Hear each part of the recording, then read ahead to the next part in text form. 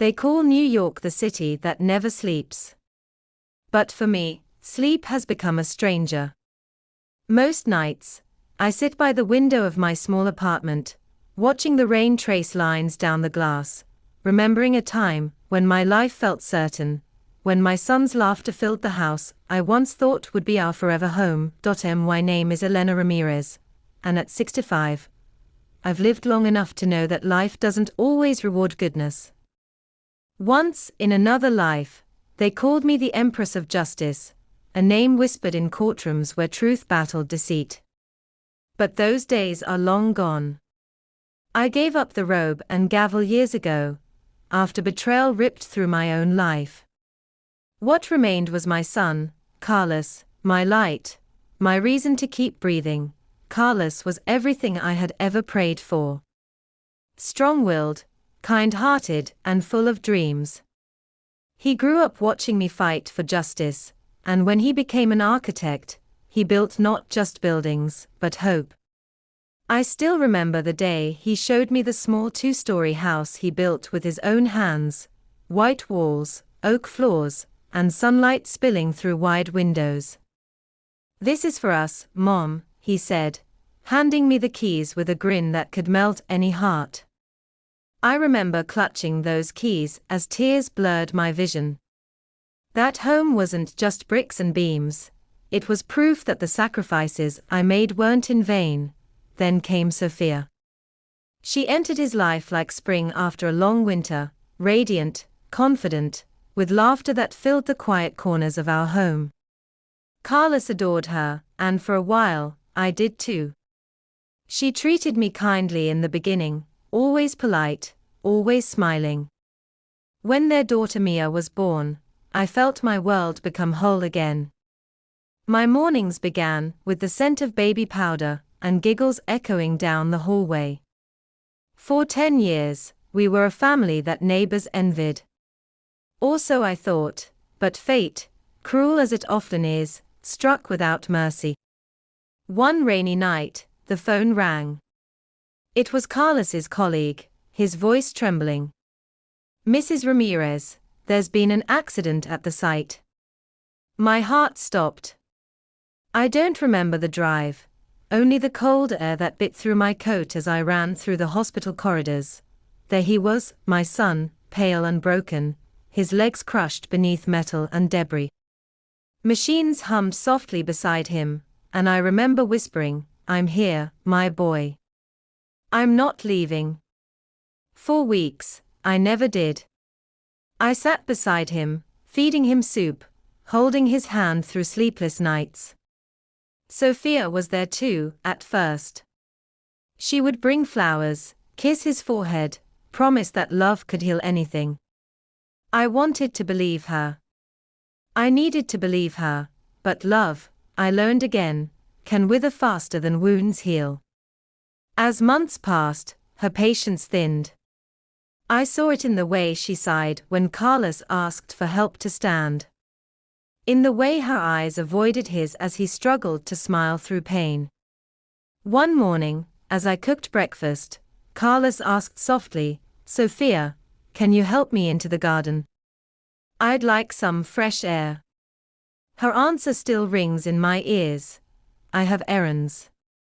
"Can't you manage on your own?" She didn't even look at him. She just slammed her cup down and left. My son sat in silence, his gaze lost on the floor. I swallowed the lump in my throat and wheeled him outside myself. The crisp autumn air wrapped around us, and I tried to smile. "You built this garden," I said softly. "No one can take that from you." But deep inside, I felt the ground shift. Rumors soon began whispering through our quiet neighborhood. "I've seen Sophia with another man," Mrs. Thompson from down the street told me one afternoon at the market. "A businessman, always dressed sharp." They looked too close to be friends. I wanted to deny it, but doubt had already taken root in my heart. Still, I prayed I was wrong. Until the night I heard her on the phone, her voice sharp and careless. Once we split the house, we'll have enough to start fresh. I can't live like this anymore. Split the house. The house Carlos built before they even married, the home that was his dream, his promise to me. My knees weakened as her words sliced through me. That house wasn't just property. It was our life stitched together through years of struggle. My mind drifted back to another betrayal, decades earlier, when my husband Roberto walked out on us. Carlos was just 12, clutching my hand as his father packed his suitcase. "I'm starting over," Roberto said coldly, and then he was gone, leaving me to pick up the pieces. I worked day and night, typing legal documents by day, taking freelance cases by night, anything to pay for Carlos's education. I pawned my wedding ring to buy his college books. And when he graduated, he hugged me tightly and said, "Mom, you'll never have to worry again. I'll build us a home." Now, the same home was being threatened by a woman who once vowed to stand by him in sickness and in health. I knew I couldn't just watch it happen. I called an old friend, Marco Diaz, a private investigator I once helped during my law years. When he saw me walk into his shabby little office, he gave a low whistle. "The Empress herself," he said. "What brings you to my cave?" "Betrayal," I replied quietly. "I need proof." He nodded, lighting a cigarette. "Be careful, Elena. Truth can hurt worse than lies." Days later, he handed me a folder at a quiet diner.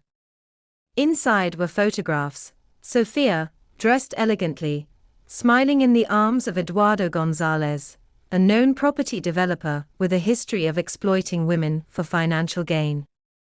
Hotel receipts, credit transfers, secret meetings, everything laid bare. I closed the folder, my hands trembling. "She's destroying him," I whispered. Marco's voice softened. "You can't let her win, Elena." I hid the evidence, not ready to break my son's heart. But Sofia's cruelty deepened. One night, I heard her shouting, "I'm not your nurse, Carlos. Hire someone if you need care," and then the door slammed. I sat in the hallway, tears streaming down my face, helpless to stop the pieces from falling apart. Days later, she arrived with a woman I once knew, Victoria Santos, a lawyer I had mentored long ago, now standing beside Sofia like a blade in silk. "Sign the divorce papers," Sofia demanded, throwing them onto the table. "We'll split everything equally." Before Carlos could speak, I said, "No. That house is his, bought before you married." Victoria smirked. "Cohabitation laws will prove otherwise, Elena. Times have changed." I met her gaze, my voice steady. "So has the truth.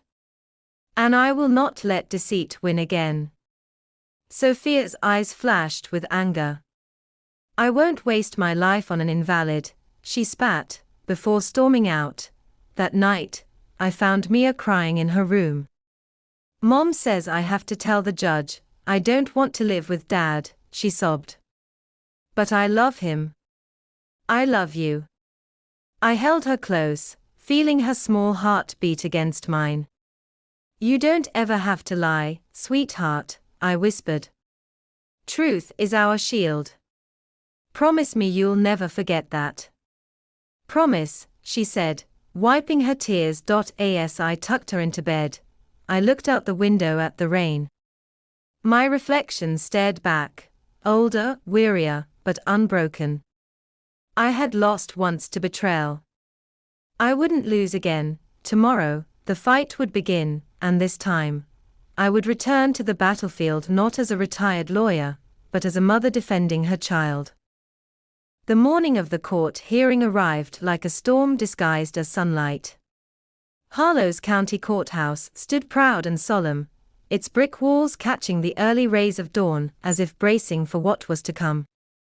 I parked the car, took a deep breath, and glanced at my mother beside me. She looked smaller than ever, her frail hands clutching a folded tissue, but her eyes, those same eyes that once looked down at me with fear, now held a quiet strength. "Are you ready, Mom?" I asked softly. She nodded. "I've been ready for years, Ethan. I just didn't know how to say it." Inside, the courtroom buzzed with murmurs. Familiar faces from town sat in the benches, whispering stories they thought they knew.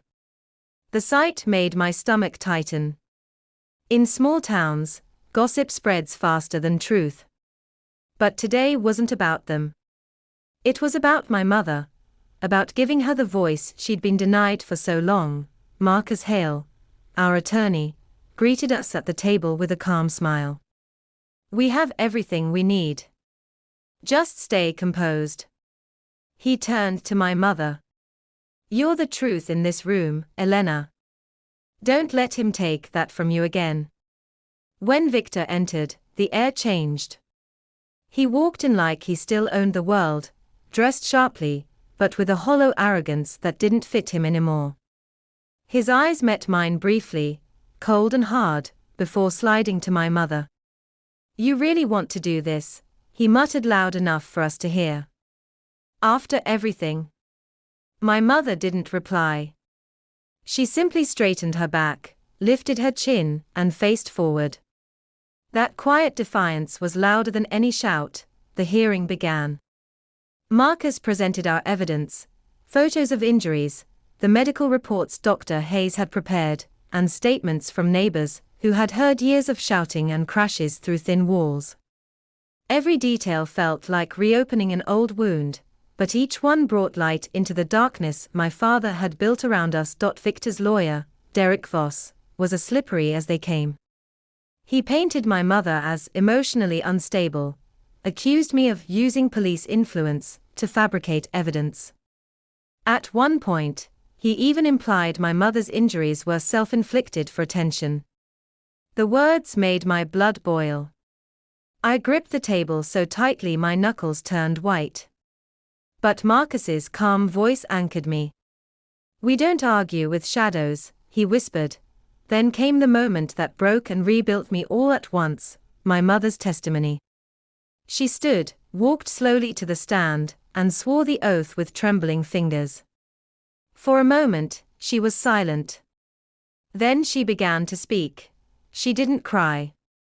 Her voice was steady, fragile at first, then gaining strength with each sentence. She talked about the early days of their marriage, the charm that masked control, the slow erosion of her confidence. She spoke of nights when silence was safer than truth, mornings when she pretended everything was fine for my sake. She looked at Victor and said, "You taught me to fear, but my son taught me to be brave." Even the judge leaned forward. You could feel the weight of every word. When Victor took the stand, his mask slipped. His voice rose, his temper flared, and the calm courtroom became a battlefield of old wounds. "She's lying," he shouted. She always needed someone to blame. But his anger only confirmed everything my mother had said. The truth was undeniable now, written in his every movement. By the time the judge announced the verdict, voiding the coercive contracts, granting my mother half the assets, and issuing a restraining order, the courtroom was silent. My father's face twisted in disbelief. "This is injustice," he roared, slamming his hand on the table. Officers moved in quickly, guiding him out as his curses echoed behind him. Outside, sunlight poured over the courthouse steps. My mother took a long breath, her shoulders trembling with release. "It's over," she whispered. I smiled through the sting of tears. "No, Mom. It's just beginning." For the first time in decades, she was free. The weeks that followed were like learning to breathe again. My mother moved in with us permanently, settling into the rhythm of our family life on Willow Street. Sophia treated her like her own mother, and Lily adored her company. I often came home to find them in the garden, Lily chasing butterflies while my mother watered the flowers, her laughter light and new, healing came slowly, but it came. There were mornings when I'd see her staring at the horizon, lost in thought. I never interrupted those moments.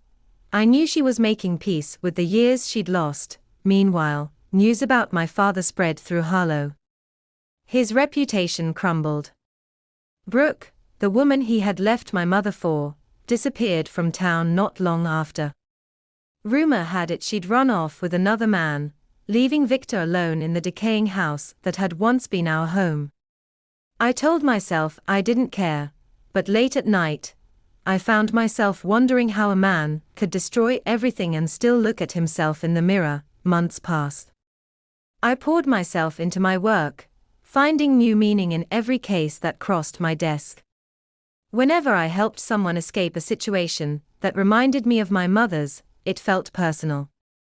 Justice had become more than my job, it was my redemption. Then, one evening, as summer faded into autumn, I got a call that shattered the fragile calm.